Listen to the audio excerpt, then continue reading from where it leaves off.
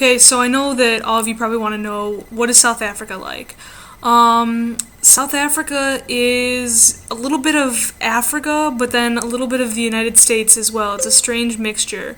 Kids in Africa really want to be American, but they're all extremely friendly. The people have treated me very nicely, but it's also been very difficult at the same time because things are different. On the surface, it may appear a lot like the United States in some ways because people dress similarly and, they watch the same TV shows that we do. They watch Survivor and they really like soap operas. But once you get below the surface, you realize that things are very different. It's hard to describe the culture sometimes, but they communicate very differently.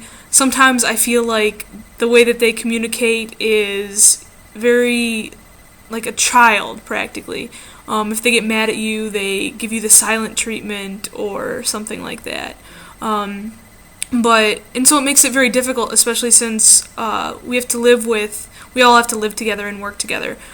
So it's two Americans living with, a bunch of people from South Africa and Swaziland.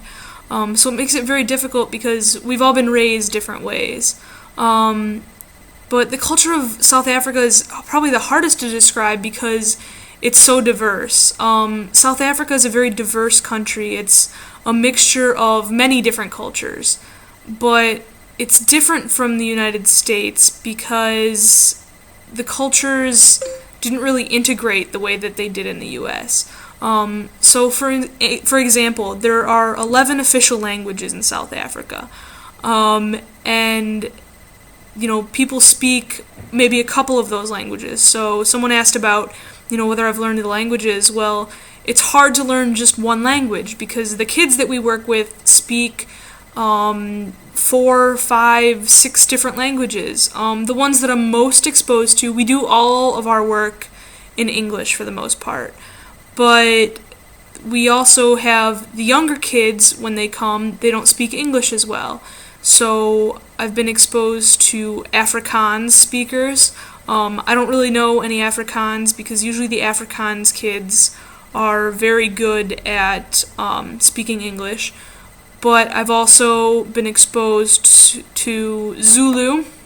If you want to say something in Zulu, you can say Sawubona, that's hello. Or Unjani is how are you, and you would say Napila, that's I'm fine. I've also been exposed to Sutu, the same things in Sutu. Dumela is hello, and then let's see, I've also been exposed to Siswati, which is from Swaziland, and that's Sanbonani, that's very related to Zulu. But the problem with South African culture is that it's so many different cultures that are all separated. So it's hard to describe the culture. The weather in South Africa, well, right now it's summer. So it's really hot. It doesn't get like that hot temperature-wise, but it gets high 70s, 80s. So, a Chicago summer, but it's not humid at all. It is very dry, but it's such a high elevation that the sun just beats down on you. Like, you literally walk outside, and if you're wearing flip-flops, you can feel the sun immediately burning your feet. I mean, that's how intense the sun is out there. You put your laundry out on the line, and it's dry within 5 minutes. But it also rains a lot. And we're talking about intense rainstorms. Like, the thunder shakes the house regularly, shakes my cottage. When the lightning is intense. You don't want to be caught outside in a rainstorm. And the rain just literally comes down in sheets. If you walk, 10 feet outside, you're going to be soaked immediately. And that's on a regular basis. In the winter, though, it gets cold. Yeah, I know, you didn't expect Africa to get cold, but it gets cold in Africa.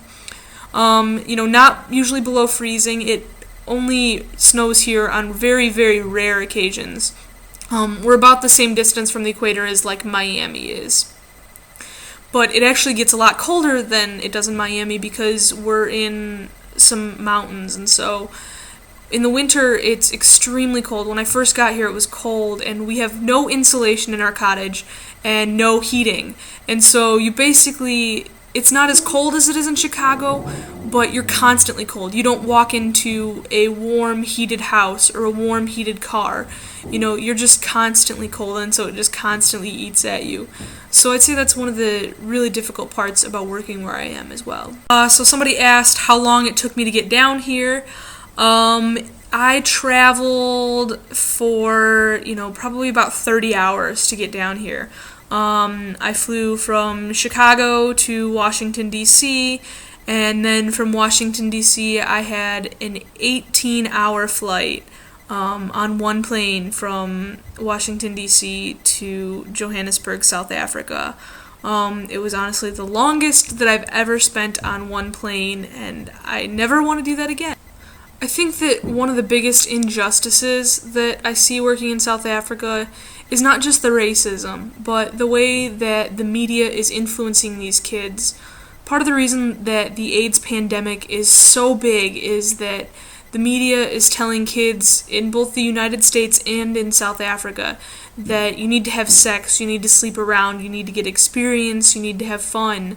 And, I see the way that it's not just affecting the, physical health of these kids when they get AIDS and stuff like that, but the way that they're treating themselves and they're portraying themselves. And so I absolutely hate what the American media has sent over here to South Africa.